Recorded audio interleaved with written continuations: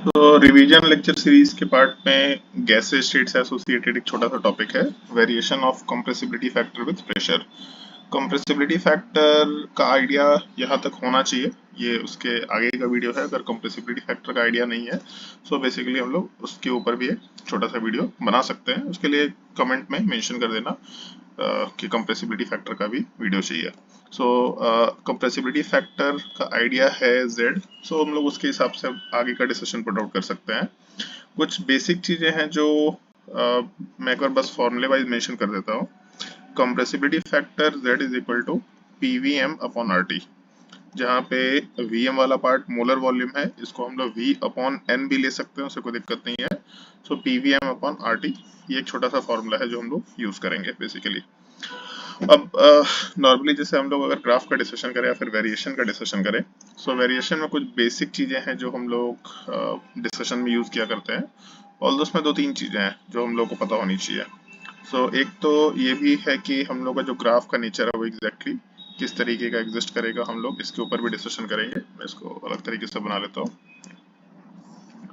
सो एक तो ये पार्ट कि हम लोग का जो ग्राफ है वो एग्जैक्टली कैसा एग्जिस्ट कर रहा, और दूसरा उसके अलावा ग्राफ में दो तीन पार्ट्स है जो हम लोग डिस्कशन में बार बार यूज किया करेंगे। सो एग्जैक्टली क्या चीजें होंगी, किन किन चीजों का डिस्कशन होगा, वो सारा हम लोग एक करके डिस्कस करते जा सकते हैं।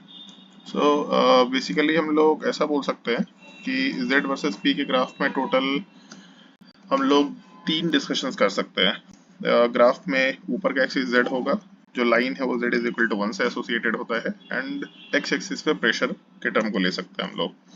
नॉर्मली ग्राफ जो दे रखा होता है वो इस तरीके का होगा, एंड दो गैसेस की इसमें ग्राफ जो है वो बिल्कुल स्ट्रेट लाइन और ऊपर के डायरेक्शन में होता है।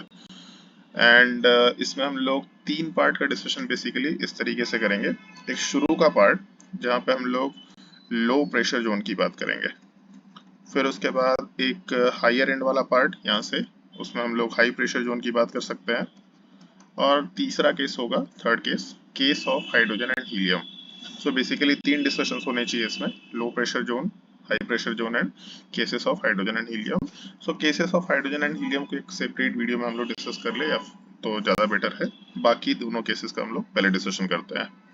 सो इन सारे एक्सप्रेशन में एक चीज़ है जो हम लोग को हमेशा याद रखना पड़ेगा, जो कि वॉन डर वाल इक्वेशन है।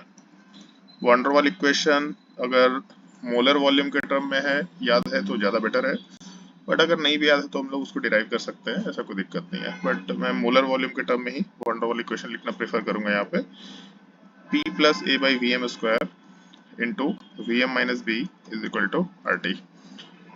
This is van der Waals equation of states. इसको हम लोग ज़्यादा बेटर वे में अगर बात करें तो von der Waals equation of state बोलना प्रेफर करते हैं हम लोग, क्योंकि इसको हम लोग लिक्विड स्टेट के लिए अप्लाई कर सकते हैं। गैस स्टेट के लिए तो जो एप्लीकेशन है वो है ही रियल गैस के लिए, बट इसको लिक्विड फेज के लिए भी हम लोग अप्लाई कर सकते हैं।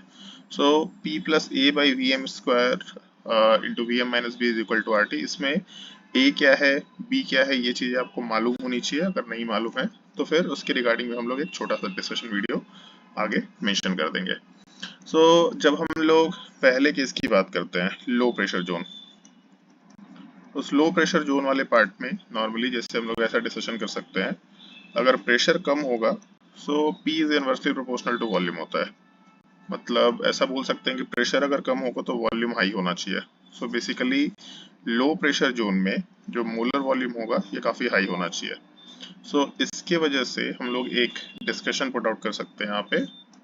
हम लोगों का जो सेकेंड टर्म है अपने वॉन डर वाल इक्वेशन में, V M minus B. Molar volume अगर हाई है and excluded volume B, excluded volume या को वॉल्यूम ये काफी लो होगा। इस पूरे पार्ट को हम लोग अप्रोक्सीमेटली वीएम के बराबर लिख सकते हैं।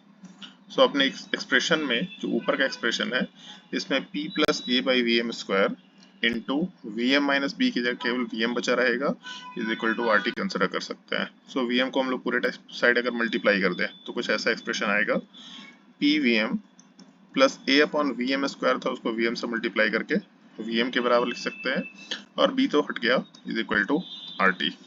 हम लोग एक्सप्रेशन में अगर हम लोग लेफ्ट साइड और राइट साइड दोनों साइड अगर पी वी एम से डिवाइड कर दें, हम लोग एक्सप्रेशन में P V M upon P V M, left side में पी वी एम से डिवाइड किया, राइट साइड में भी, सो यहाँ पे भी पीवीएम आएगा, और राइट साइड में भी पीवीएम से अगर हम लोग डिवाइड करते हैं, सो सॉरी आरटी से कर लेते हैं, पीवीएम की जगह आरटी कर लेते हैं तो ज़्यादा बेटर वे में एक्सप्रेशन आ जाएगा यहाँ पे पीवीएम अपॉन आरटी।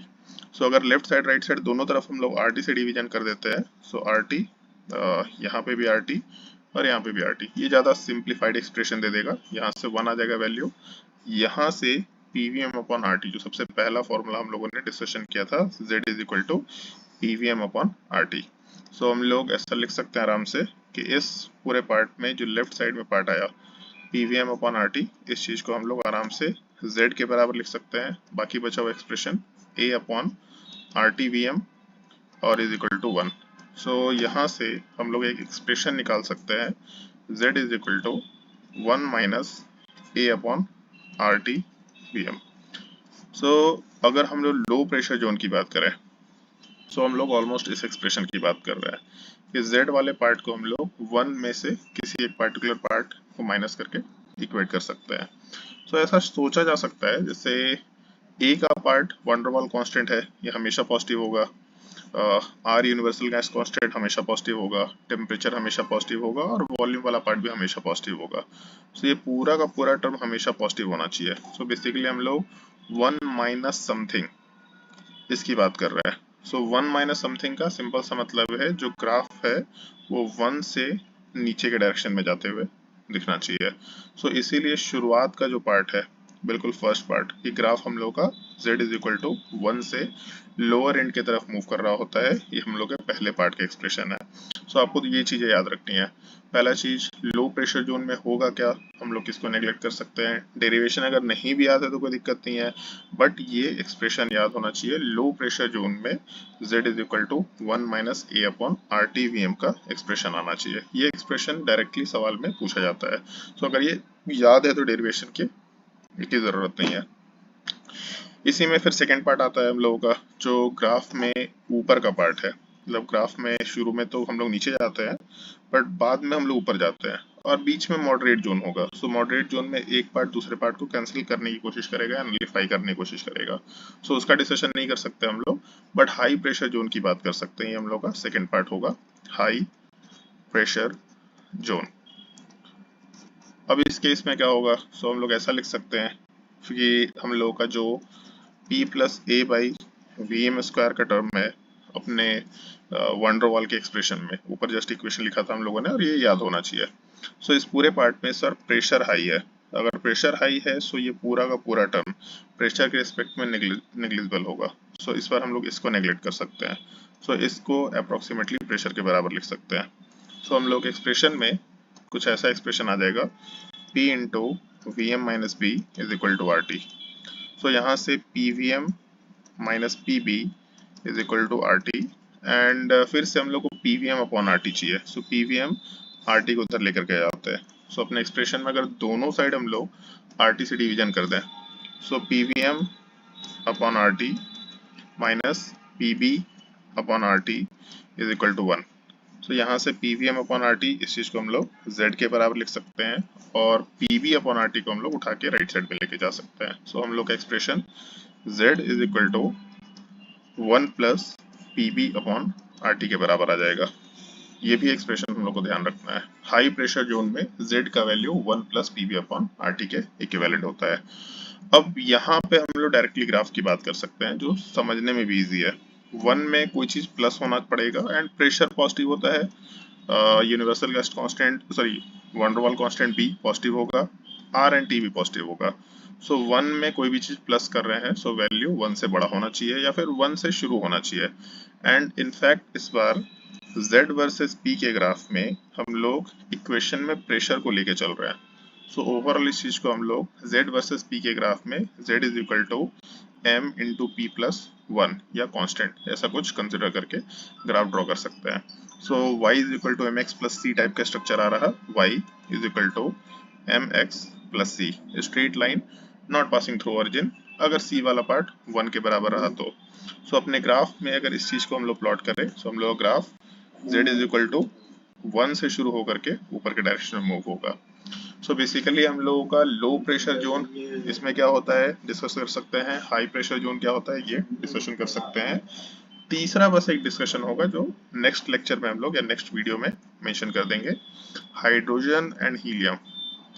इन दोनों के केस में हम लोगों का ग्राफ शुरू से ही ऊपर क्यों आता है, एंड फिर उसके बाद एक और डिस्कशन का पार्ट भी होगा कि हाइड्रोजन हीलियम में हम लोग नॉर्मल ग्राफ नहीं बना सकते हैं क्या।